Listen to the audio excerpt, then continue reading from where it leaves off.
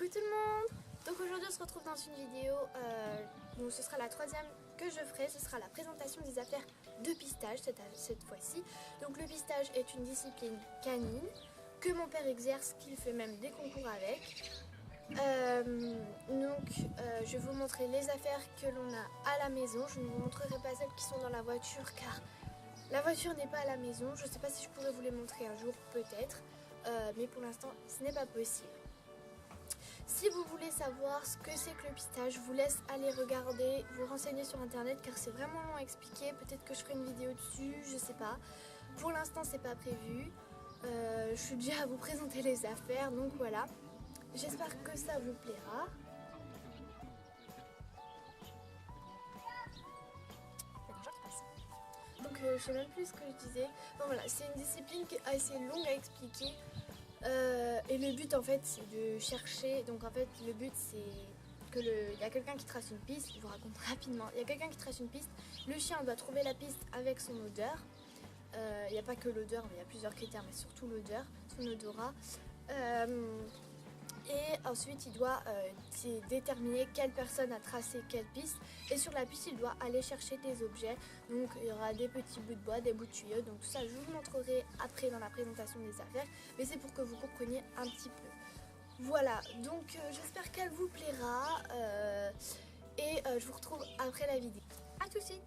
Alors on commence avec deux longes, donc en haut la longe d'entraînement et en bas la longe de concours. Donc la première est la longe d'entraînement, donc on voit qu'elle a un assez vieux mousqueton avec au bout un bout de bois. Donc je vous mettrai une petite photo pour voir à quoi ça ressemble quand flèche est au bout de la longe. Donc c'est cette espèce de laisse qui permet de relier le maître au chien. Donc c'est une longe de concours celle-ci, donc celle-ci mesure 10 mètres, celle de concours, et celle d'entraînement 8 mètres.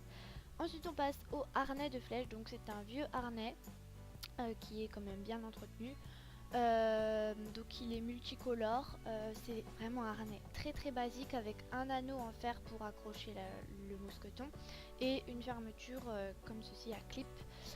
Il est de la marque Millet, donc voilà, il fait bien son travail, voilà, rien à dire de plus. Ensuite les objets, donc les objets que l'on met sur la piste. Donc là on a un morceau de moquette qui a été roulé et accroché avec des morceaux de scotch au bout. Ensuite l'objet que l'on utilise le plus souvent et qui est le plus facile à trouver, c'est le bout de bois. Donc c'est un simple bout de bois qui a été coupé. Et on termine avec les tuyaux, donc que ce soit des tuyaux en plastique ou des tuyaux d'arrosage. Voilà, on pose des petits tuyaux. Donc il faut que ce soit relativement mou quand même les objets pour que le chien puisse l'attraper et qui ne se fasse pas mal aux dents. Donc voilà les trois types d'objets, une balle de tennis et le carnet du règlement de l'obéissance. Donc oui, c'est pour le pistage, mais il y a quand même ça dans la boîte, je vous montre. Ensuite une ardoise avec un feutre pour tracer la piste et la montrer au pisteur.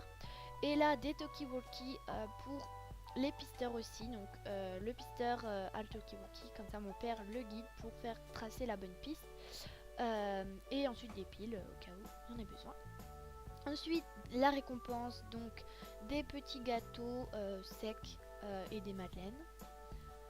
Ensuite une gamelle pour donner à boire à flèche avec une bouteille, donc bien sûr on la remplit et on la vide à chaque fois.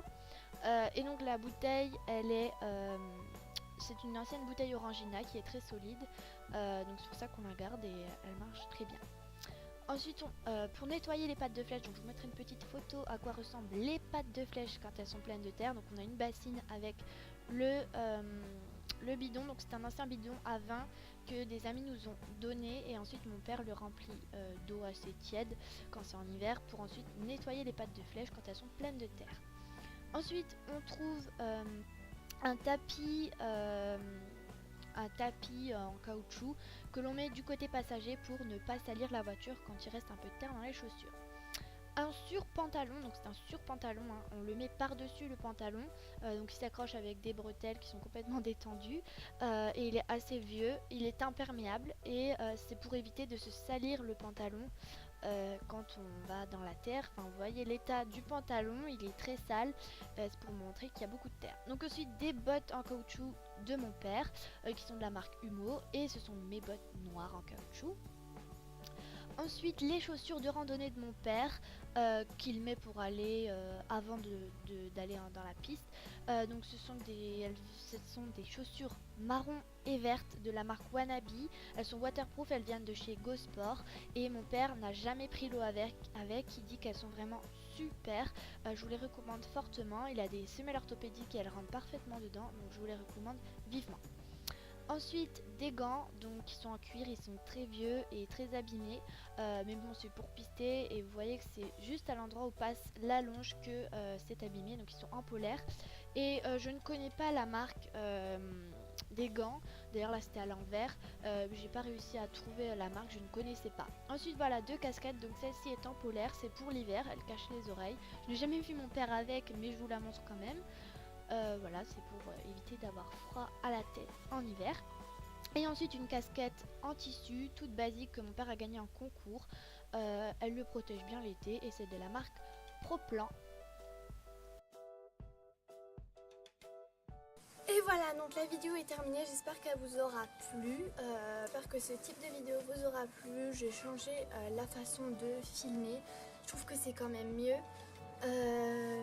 Voilà, ensuite, donc oui, je précise bien que les affaires peuvent être sales, c'est normal, hein, parce que quand on travaille tous les week-ends, quand on est dans la terre, quand c'est boueux, gadouillou, j'ai envie de vous dire, on va pas laver ses affaires le week-end, en sachant qu'il va le samedi, dimanche.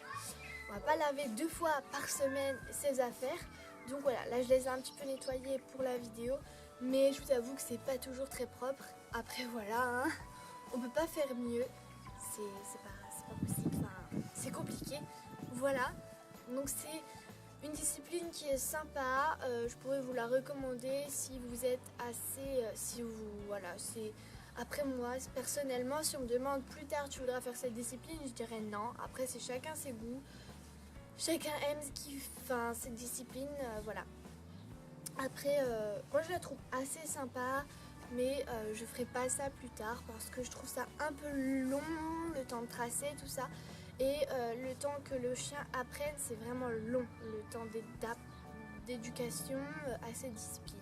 Donc c'est pas ce que je recommanderais à tout le monde. Après ça peut plaire, en plus il n'y a pas tous les chiens qui peuvent faire cette discipline car il faut quand même avoir un nez une truffe qui sent bien, qu'ils aient l'odorat bien développé, c'est-à-dire une grosse truffe en fait, c'est ce qu'on dit.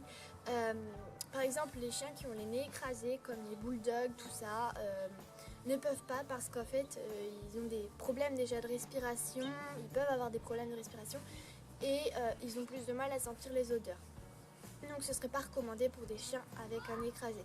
Après les chiens de type berger, des chiens de berger comme berger allemand, berger belge, berger blanc, tout ça, peuvent faire ça. Après il y a beaucoup de chiens qui peuvent en faire, mais ce serait pas recommandé à un tout petit chien non plus, style Yorkshire avec ses toutes petites pattes dans des blocs de terre hauts comme ça, ce serait quasiment impossible pour lui, donc il faut quand même un chien assez grand.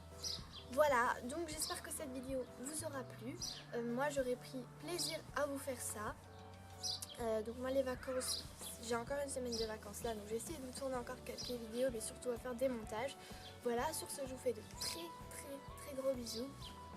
Je vous dis à très bientôt et profitez de vos vacances si vous êtes comme moi en vacances, et sinon bonne rentrée. Bye.